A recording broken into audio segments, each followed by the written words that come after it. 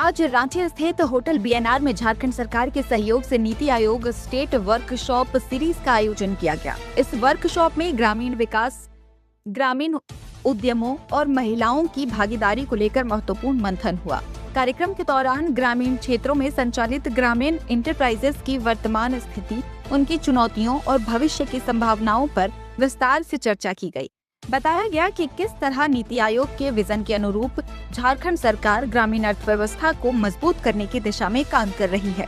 Workshop में सरकार की विभिन्न योजनाओं की जानकारी भी दी गई, जो ग्रामीण उद्यमों, रोजगार और महिला सशक्तिकरण को बढ़ावा दे रही है। वक्ताओं ने कहा कि योजनाओं का सही क्रियान्वयन ग्रामीण क्षेत्रों में रोजगार के नए अवसर पैदा कर सकता है। इस दौरान मध्य प्रदेश में महिलाओं द्वारा संचालित ग्रामीण उद्यमों और महिला फेडरेशनों से सफल मॉडल को भी साझा किया गया। विशेषज्ञों ने सुझाव दिया कि झारखंड में भी इसी तरह के महिला आधारित फेडरेशन बनाए जाने चाहिए, जिससे ग्रामीण महिलाएं आत्मनिर्भर बन सके। कार्यक्रम में भविष्य की रणनीतियों पर भी चर्चा हुई और ये तय किया गया कि किन क्षेत्रों में और बेहतर कार्य कर ग्रामीण विकास को नई दी जा सकती है।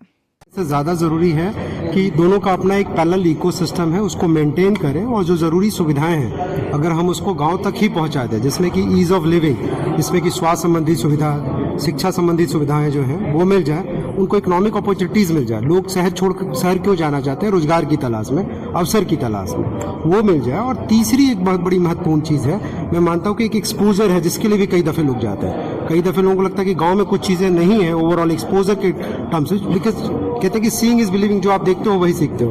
तो गांव को आत्मनिर्भर बनाने की जरूरत है, बट वो अगले दिन बंद तो नहीं जाएगा, वहाँ फैक्ट्रियाँ अगले दिन तो नहीं लग जाएंगे। तो हम कैसे उसको प्रॉक्सिमिटी के साथ, यानी कई दफ़े अगर हम बेहतर ट्रांसपोर्ट सिस्टम ले आते हैं तो हो सकता है कि 50, 60, 70 किलोमीटर की दूरी तक के गांव के लोगों को शहरों में आने की दरकार नहीं पड़ेगी। कम खर्चे में वो गांव में रहेंगे और बेहतर अगर रोड कनेक्टिविटी हो जाए, कोई मेगा रेल जैसी प्रोजेक्ट आ जाए, मेट्रो जैसी कोई प्रोजेक्ट आ जाए, तो उससे ओवरऑल डेवलपमेंट भी होता है और वो इकोसिस्टम कॉम्प्रोमाइज़ नहीं होता है। ये मैंने बताने की कोशिश की।